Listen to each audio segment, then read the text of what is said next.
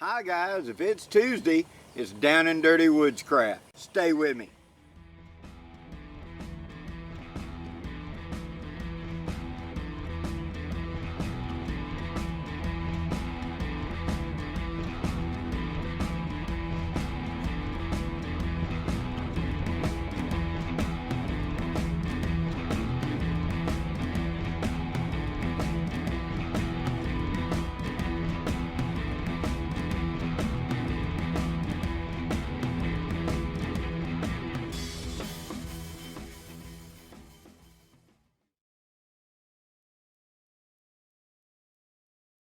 Okay guys, today we're going to talk about modifying a piece of gear. In my arsenal of sleeping bags and ways to stay warm, I decided I needed another step. Now you know how I'm a big fan of a pendulum, of swing it this way or swing it that way. Well, on the most extreme end, I have an Arctic sleeping bag. One step back, I have a military MS sleep system that handles 99% anything I need. On the bottom end of that, you've got the bivy cover and you've also got the patrol bag. And they're good bags, but I don't need quite that much. So one step lighter, I have a British type bag that's a lot like a patrol bag. It's called a Merlin bag. It's very small and light, but even that is a little too warm. One step further down is a poncho liner rigged up, and I've showed in earlier videos how to use a poncho liner in a hammock as an overquilt. Well, today we're going to modify this bag liner into an ultralight overquilt for use in a hammock, because right now the conditions in my part of Alabama are the days are somewhere very close to 100 degrees. With heat index, it's well over 100 degrees, like 108, 109. And the humidity is somewhere around 85 to 95%. Right now it's 6:30 in the morning, it's 82 degrees with right at 90% humidity. I'm sweating, doing nothing but sitting here and talking. So I need just something to cover me at night, to keep the skeeters off of me, and also toward early morning, like 4 or 5, when the temperature actually gets down where I'm a little bit cool, because I'm kind of sweaty, you know, I need a little covering, and that's what this is going to do. Now, what this is, and this is available right now at Walmart, is this is a Ozark Trail 78 by 33 and a half rectangular liner. Now, what we're going to do is we're going to modify this into an overquilt.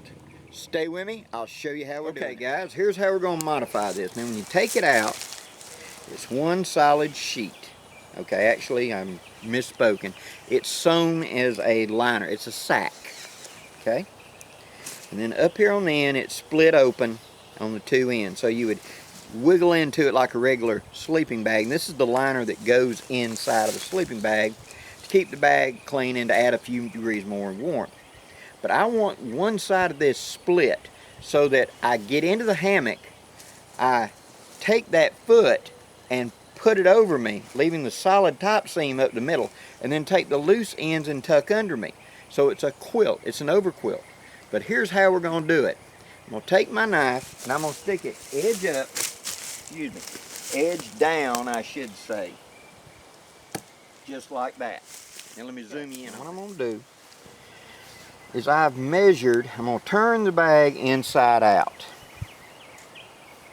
so I can see the exposed seams. Okay, just like that. Now I'm going to pick one of those seams and I'm going to go about one center of my chest to one arm length, that far up, because that's going to form the pocket at the bottom that my feet are going to fit into to get in the hammock. So I can lay down in the hammock, pull it over me, take a toe and stick it up in this pocket, shove it to the bottom, and then pull the material to the left, pull the material to the right, and it's not going to fall off of me because it's tucked in under me. But unlike getting in a bag and try to wiggle around, I can roll, twist, or whatever and easily get up and out. I'm not in the bag, it's draped over me as a quilt. So I've measured up, and this is going to be the first place. I'm going to put a cut there to mark that. Okay. Now I'm going to come up here to the starting point. Sorry for the wind noise.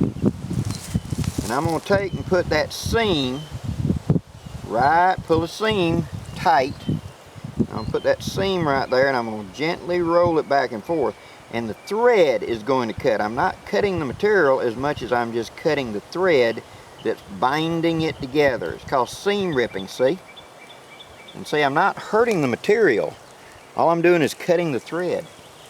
So I pull the material tight, and you'll see the threads then sticking through. You take and touch it up there and just lightly rub it. And boop, boop, boop, boop, it goes to just unzipping right in front of your eyes. Just like that. Without hurting the material. Now when I get this done and I get back home, I'll take and sew this edge so it doesn't fray or unravel. And where I put that mark to stop at down there, that's where I'll do a reinforcing stitch. So this doesn't pull apart when it does. This SK has got that secondary point right there, and it's just perfect. I'm just rolling it, and it's just popping them threads. All you gotta do is just pull it a little bit and start rolling. Okay, now let me demonstrate what I've done. All I've done is split one end. Now you've got this pocket down here in the bottom, and basically a big wide sheet besides that. So what you do is you take it, you're going to lay down, and you're going to take that pocket and you're going to put it over your foot, just like this. Now I can take my leg and straighten it out and be able to pull the material down there. Just a minute. There we go. Now, I can take my other foot now, put into the pocket, like that. Now my feet are inside the bag. Now the rest of the material, as you can see, is open. I can pull it up here, tuck it under this side, take the other end, tuck it under that side, and I have a full bag, so to speak, around me. It's not going to fall off of me in the night and go on the ground. I'm in it. I've got all the insulation where it's something thicker, and the bugs and everything like that, and I've got plenty of room to move my feet. But to get out of it, all I have to do is flip and pull my knee straight up, and I'm out of it. Much easier to get in and out of a bag like this.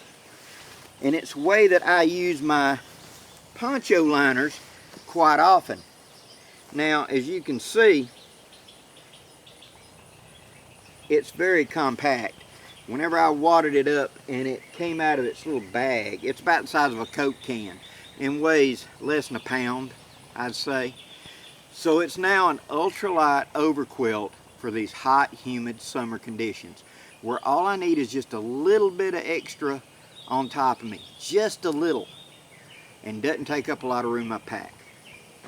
Hope this gives you some ideas, guys. Please leave any questions or comments below, and if there's another piece of gear you'd like me to try out or come up with, please leave it in the comments. And if you haven't subscribed before, please do. Till next time, I'm Blackie for Shaman's Forge, wishing you safe journeys. Have a great day, guys.